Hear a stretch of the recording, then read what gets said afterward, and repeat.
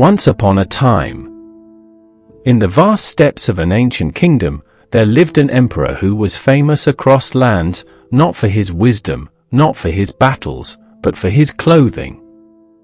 Every day, he wore robes of silk from the east, cloaks of gold-threaded fabric, and turbans studded with emeralds. He would change garments several times a day, and his tailors worked day and night. When visitors came from other nations, he would proudly declare, "My robes reflect my power. The poorer the cloth, the weaker the man." The emperor believed that a person's worth could be seen in how richly they dressed. One summer, he decided to journey through his kingdom in disguise, to see how people lived. But even in disguise, he insisted on wearing fine embroidered robes, declaring, "Even my simplest robe must outshine the stars."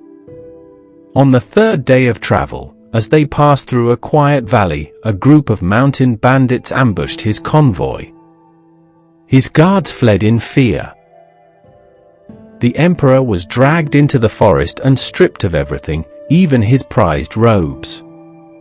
Cold, lost, and ashamed, the emperor wandered the forest until he stumbled upon a humble shepherd's hut. The shepherd saw a man trembling and near tears, wrapped only in undergarments.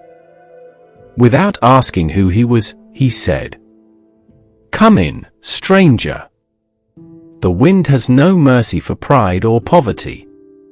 He gave the emperor a set of rough woolen rags, patched many times over, stained with time and work. At first, the emperor hesitated. These rags itched. They smelled of sheep. They were beneath him. But he had no choice. He wore them and followed the shepherd home. Over the next few days, he lived with the shepherd, sleeping on hay, eating barley soup, and mending fences. He heard the villagers speak honestly about their ruler. "The emperor wastes gold on robes while the wells run dry," one said. "He's never known the itch of rough cloth or the weight of work," said another. The emperor listened quietly, his pride crumbling with every word. Yet in those simple rags, he was treated kindly, not because of his rank, but because of his actions. He helped an old woman carry water, played with children, and shared stories by the fire. For the first time, he was not an emperor, he was just a man. After a week, the emperor revealed his identity. The villagers were stunned and afraid. But he raised his hand and said, "You treated me with more dignity in rags than nobles did in robes. You have taught me what garments never could, that respect must be earned, not worn." He returned to the palace not in a grand chariot, but on foot, still wearing the patched clothes the shepherd gave him. From that day forward, the emperor wore simpler garments and walked among his people regularly.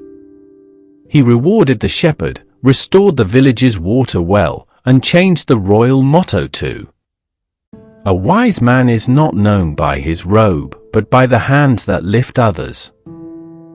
Clothing may cover the body, but it cannot cover ignorance, pride, or kindness. True worth is revealed not in what we wear, but in how we treat others, especially when no one knows our name.